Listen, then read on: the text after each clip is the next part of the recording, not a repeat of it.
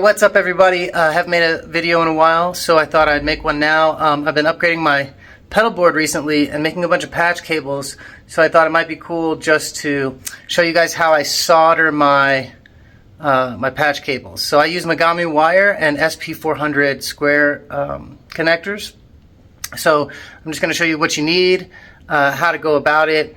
It's really easy to make your own cables. You don't need to pay for them, especially if you're trying to build a custom pedal board.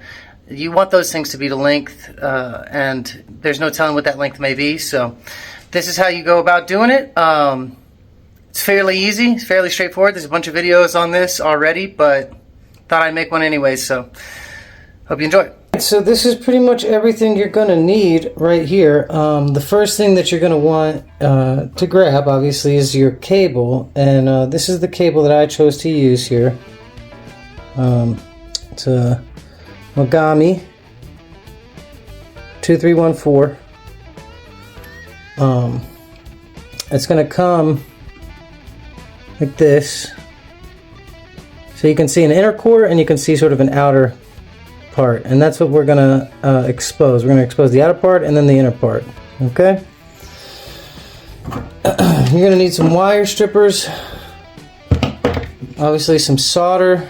I'm using just some 6040 tin lead solder, nothing fancy. And you're gonna need these SP400 square connectors. These are great. These are the smallest profile. Also, the wire will go around when you stack them together, so these are really great. You're also going to need a helping hand of some kind to hold it stable for you, because you won't be able to do this by hand. You're going to need something to hold it stable, so you really need to have that. And obviously a screwdriver just to unscrew the casing here, and your trusty soldering iron. Okay. And those are all the parts that you're going to need. So I'm going to show you how to strip the cable and basically kind of do everything here. Okay, in order to strip the cabling, you need to go into two different layers. There's take the outside layer off first, and then leave enough to take some of the inside layer off. So this is how I go about it. About here. And that exposes this inside layer, right? Make sure that you look at and make sure you didn't cut any strands. Now, as you can see, these strands are woven around this inside piece of insulation and another cabling. So you're going to take all of that off. You got to make sure it's all off of there.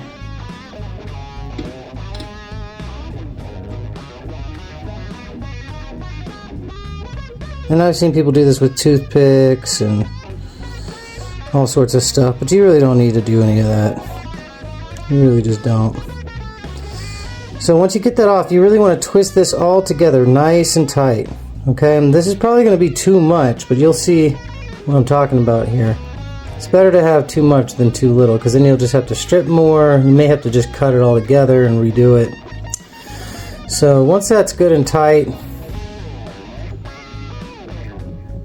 you want to attack this center one, okay?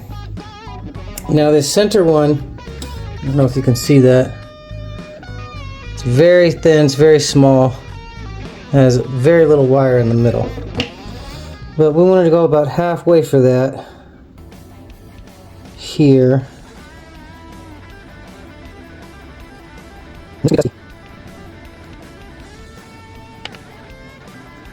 Sometimes it doesn't want to come off. There we go, got it. Okay, so, I don't know if you guys can see that. We want to twist this up too. Okay, the light on there.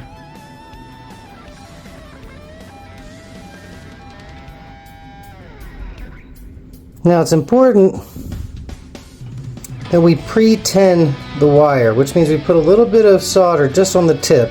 We don't want it to go all the way down because we need a little flexibility, and once that solder is on there, it's not going to move. Okay, so just get the tips going, and I'll show you how to do that right now. Okay, so you can see we have our wires here, and we're going to go ahead and pre-tin them so we can get that nice gas sealed connection when we connect it to this guy. Okay, we're going to take our soldering iron, which has been preheated, and we're going to just let this melt down.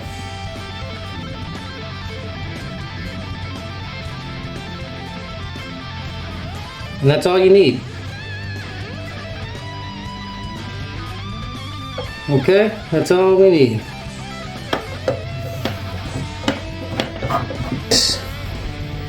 We're going to connect that part to there and that part to there.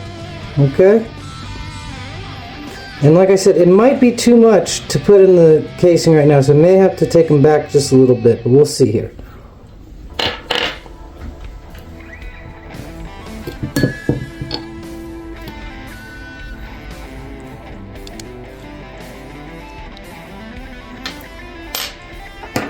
Okay, so here I just have opened the casing, and you can see there's a piece of like insulation thing here, and you'll have this.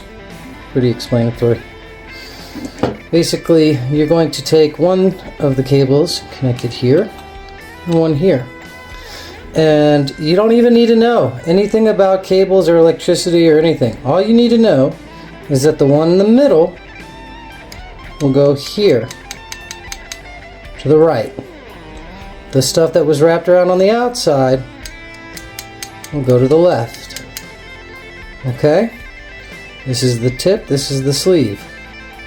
And that's how you're going to wire it up. So I'm going to show you exactly how to do that right now. Okay, now you can see that I have it set up where this is slipped through this hole. This one didn't slip through the hole, but it's resting on there, and that's really all we need. We just don't want any solder. We don't want any solder from this touching this, and we don't want any solder from this touching this. So it is a little tricky, but otherwise, you know, you'll get the hang of it once you try it a few times.